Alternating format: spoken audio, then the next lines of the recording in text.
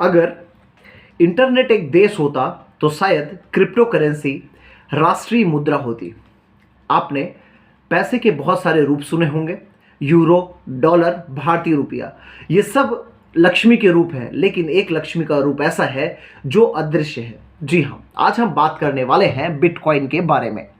Bitcoin है क्या, कार्य कैसे करता है और बिटकॉइन के मिसयूज कैसे हो सकते हैं और बिटकॉइन का आखिर भविष्य क्या है। ठीक है, तो दोस्तों स्वागत है आपका स्काईलार्क सिविल्स एकेडमी पर।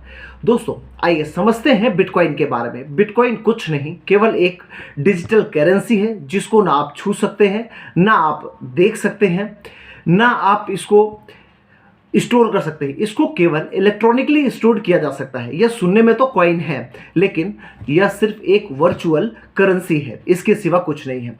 बिटकॉइन हमेशा एक चर्चा का विषय रहता है और आप देखते होंगे अभी जब आईपीएल चल रहा है तो बहुत सारे ऐड ऐसे आने लगे हैं कि आप बिटकॉइन के वॉलेट में बिटकॉइन सेव कीजिए, है ना। तो इस वजह से भी ये अभी वर्तमान में बहुत चर्चे में है। तो बिटकॉइन जो है दुनिया की पहली डिसेंट्रलाइज्ड करेंसी है। डिसेंट्रलाइज का मतलब क्या होता है कि इसके ऊपर किसी भी अथॉरिटी का कोई अधिकार नहीं है, कोई कंट्रोल नहीं है। यानी जैसे आज भारत में पैसा है तो पैसे को कंट्रोल कौन करता है? पैसे को कंट्रोल करने वाली संस्था आरबीआई है। लेकिन बिटकॉइन के साथ ऐसा कोई मसला नहीं है, ये विदाउट किसी कंट्रोल के वर्क करती है। अब आप सोच रहे होंगे कि यह आखिर वर्क कैसे करती है, और इसी से संबंधित एक बहुत चर्चित वर्ड है जिसको बिटकॉइन माइनिंग कहते हैं। बिटकॉइन माइनिंग का केवल इतना अर्थ है स्टूडेंट्स कि कुछ ऐसे कंप्यूटर के ताकतवर लोग हैं जो बिटकॉइन को रेगुलेट करते हैं, है ना। बिटकॉइन को रेगुलेट करते हैं। इनको जो है माइनर कहा जाता है, इनको माइनर कहते हैं। और ये जो बिटकॉइन के बारे में माइनिंग करते हैं, इनको इसी में से कुछ हिस्सा इनको मिलता रहता है। तो बिटकॉइन माइनर क्या करते हैं? बिटकॉइन को रेगुलेट करते हैं। लेकिन ये कोई प्रोफेशनल नहीं है। जो भी व्यक्ति, जो कंप्यूटर में बहुत ताकतवर लोग हैं, वही इसको इस्तेमाल करते हैं।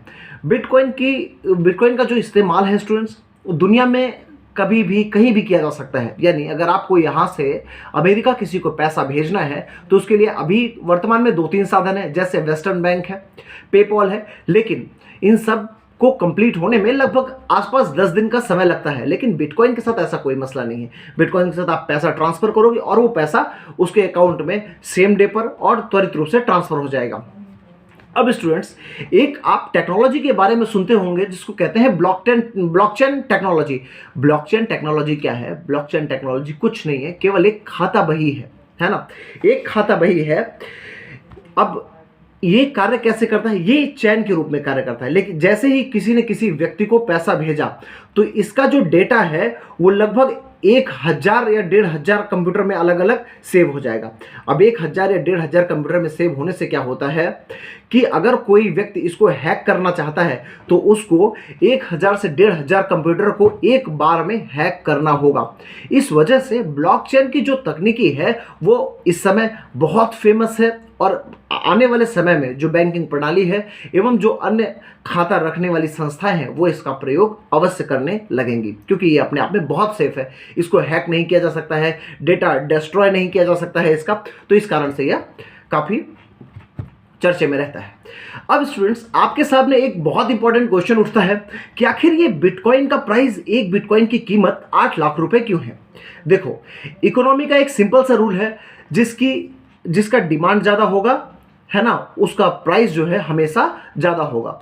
तो बिटकॉइन का डिमांड अपने आप में बहुत ज़्यादा है। इसका कारण यह है कि बिटकॉइन के साथ यह एक समय आने पर खत्म हो जाएगा। एक अनुमान है कि आज से 123 वर्ष बाद केवल 2140 कोड बनेंगे, यानी वर्चुअल नंबर्स बनेंगे जो बिटकॉइंस के होंगे।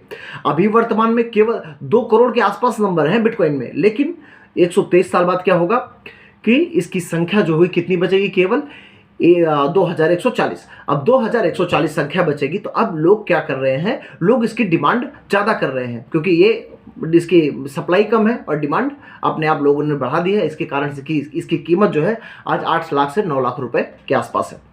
अब यह अर्थव्यवस्था काम कैसे करती है? देखिए, बिटकॉइन को कंट्रोल करने के लिए कोई सेंट्रलाइज्ड अथॉरिटी नहीं होती है ना। यह जो ट्रांजैक्शन होता है इसका, यह केवल भरोसे पर चलता है। आप इकोनॉमी में एक शब्द सुनते हैं, पीयर टू पीयर बैंकिंग, है ना। वो एनबीएफसीज के द्वारा ऐप के माध्यम से किया जाता है। दो ए और बी दो व्यक्ति हैं जो एक दूसरे के भरोसे पर ऐप के जरिए ट्रेड करते हैं। ऐसे ही बिटकॉइन का लेन देन भी होता है, यानी दोनों एक दूसरे के भरोसे पर इसको ट्रांसफर करते हैं। जैसे आरबीआई के बारे में आप देखते होंगे, नोट पे लिखा रहता है ना कि मैं धारक को इतना पैसा अदा करने का वचन देता हूं। इस पे ऐसी कोई बाध्यता नहीं है, ऐसी कोई चीज नहीं है ना। बिना किसी बैंक से पूछे आप अपने इस फंड को ट्रांसफर कर सकते हैं।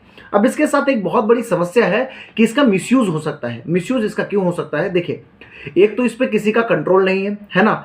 अब मान लीजिए किसी को ड्रग्स खरीदना है, तो ड्रग्स खरीदने के लिए जो उसको सबसे सेफेस्ट रूप में अगर उसको पैसा भेजना है तो वो क्या होगा, वो भेज दे किसके रूप में? क्रिप्टो करेंसी के रूप में भेज दे, है ना। अब क्रिप्टो करेंसी के रूप में भेजेगा, वो इतना इनक्रिप्टेड है, इसके साथ क्या होगा, किसी को पता नहीं चलना है कि कितना पैसा कहाँ गया, कैसे गया, है ना। अब कितना पैसा किसको गया, कहाँ गया, तो इससे क्या होगा, एक सेफ ट्रांजैक्शन वो तो कर लेंगे, लेकिन उससे मादक पदार्थों का जो लेन देन होगा उससे वैश्विक अर्थव्यवस्था में, वैश्विक समाज में एक गलत प्रभाव पड़ेगा। यानी इसको, और इसी के कारण कोई भी देश इसको कानूनी मान्यता देने को तैयार नहीं है। अब अगर हम बिटकॉइन के भविष्य के बारे में जाने स्टूडेंट्स, तो बिटकॉइन का सारा हिसाब किताब केवल इंटरनेट पर मौजूद रहता है ना। यानी इसके साथ काले धन की समस्या को जड़ से तो फेंका जा सकता है। मान लीजिए काले धन, कोई पैसा स्टोर करना चाह रहा है ना, लेकिन मैंने आपको पहले ही बताया कि यह 1000 लोगों के आसपास इसकी ट्रांजैक्शन डिटेल्स रहती हैं। तो जब 1000 लोगों के आसपास है तो इसकी ट्रांसपेरेंसी जो है, अगर बहुत बड़ी मात्रा में काला धन ट्रांसफर हो रहा है तो उसके बारे में ही पता चल जाएगा। और दूसरी बात, कंपनीज इसी कारण से इस पे इन्वेस्टमेंट को ज़्यादा महत्वता दे रही हैं। अब एक सबसे इंपॉर्टेंट चीज़ देखिए, अभी आपके घर में, इसको सोचिए कि आपके घर में जितने व्यक्ति हैं उतना मोबाइल है, और अगर इसको बढ़ावा दिया जाता है और यह केवल डिजिटल करेंसी है, केवल फ़ोन से चले या कंप्यूटर से चले, तो हर व्यक्ति के पास फ़ोन है। अब हर व्यक्ति के पास फ़ोन है, हर व्यक्ति अगर इसके सरलतम यूज़ को जान पाया तो इससे क्या होगा, इसका प्रसार बढ़ने लगेगा। और जब प्रसार बहुत बढ़ जाएगा तो बिटकॉइन क्या होगा, एक करेंसी के रूप में प्रमुख रूप से बाजार में उपलब्ध होगी। अब जैसे बिटकॉइन है, ऐसे ही कुछ अन्य क्रिप्टो करेंसीज हैं, जैसे लाइट कॉइन है, रिपल है, स्टेलर है, नियो है, एथेरियम है। अब जो बिटकॉइन है, इनमें ये सबसे फेमस करेंसी मानी जाती है। अब इसके जो इसको इन्वेंट करने वाले के बारे में पूछा जाता है कई बार कि इसको इन्वेंट किसने किया, तो सतोशी नाकामोटो नाम का एक आदमी था, उसने इसको इन्वेंट किया 2008 में। 2008 में उसने इसको इन्वेंट किया, लेकिन इसके बारे में भी कोई प्रत्यक्ष सबूत नहीं है। कोई ये बात नहीं बता सकता कि वो है व्यक्ति नहीं है ना। तो ये थी हमारी आज की बिटकॉइन पर वीडियो स्टूडेंट्स। ये आपको पसंद है, आप अपने दोस्तों के साथ अपने ग्रुप में शेयर कीजिए, ये आपके परीक्षा के दृष्टिकोण से बहुत इंपॉर्टेंट है। तो स्काईलार्क सिविल्स एकेडमी के साथ बने रहने के लिए धन्यवाद स्टूडेंट्स। Thank you. सब्सक्राइब कीजिए, शेयर कीजिए अपने दोस्तों के साथ। Thank you so much.